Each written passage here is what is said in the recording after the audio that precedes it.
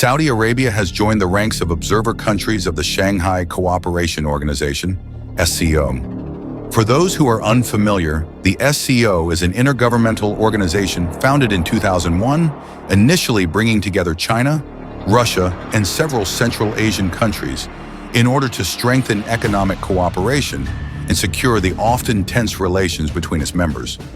In 2016, India and Pakistan joined the organization with the stated aim of counterbalancing Western influence in the region. This move by Saudi Arabia is part of a series of initiatives aimed at opening new horizons and finding allies in the East, or rather the South. Its admission to the Brics at the Johannesburg summit last July marked an important step, and the kingdom has been actively exploring this path ever since. The Brics, advocating a multipolar world order not dominated by a single power, oppose what they perceive as American imperialism, accused of slowing down the development of the most vulnerable countries by keeping them in a situation of dependency. Welcome to my YouTube channel, EcoSpear. Don't hesitate to subscribe and like to support me. Here we will talk together about the economy, investment, and current affairs. I'm waiting for your opinions and suggestions for the next video in the comments, and I'll try to respond to each of them. Let's go! To reduce the influence of the United States, the Brics plan to reduce the circulation of US dollars in the global economy by 30% by 2030. Another major promise of this group on the diplomatic level is that each member must agree to cooperate peacefully, sometimes renewing diplomatic relations that have been broken for a long time, such as between Saudi Arabia and Iran, or between China and India.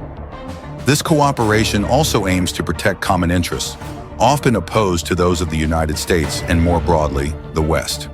This dynamic attracts many countries.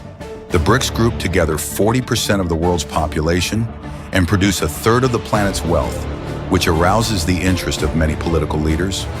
During the South American edition, more than 50 countries expressed their interest in the alliance, all from the global South, an expression designating the developing nations located below the diagonal of the arc.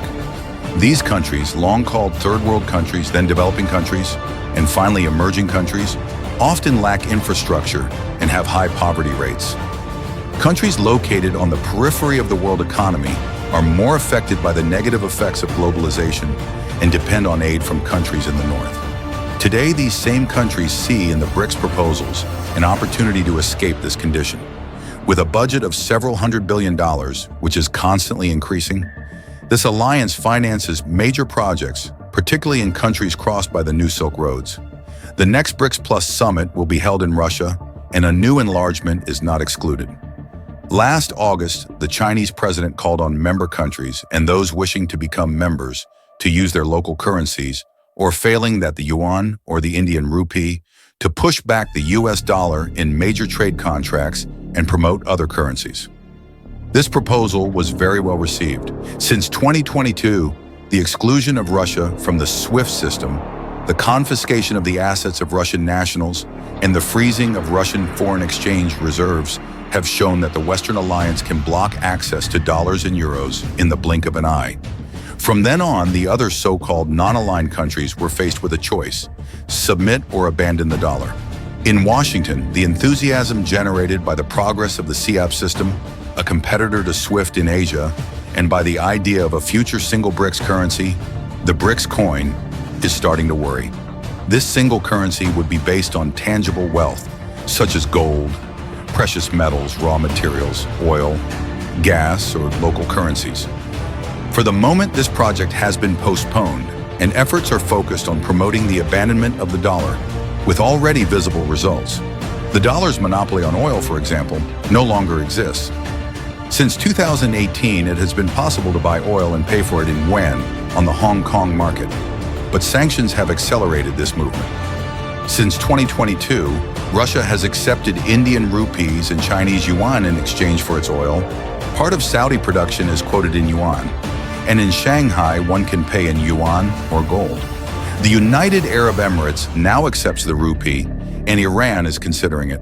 According to calculations by the Institute for Freedom, if the rest of the world decided to pay for its annual oil needs in a currency other than the dollar, and you, Tell me in the comments what you think.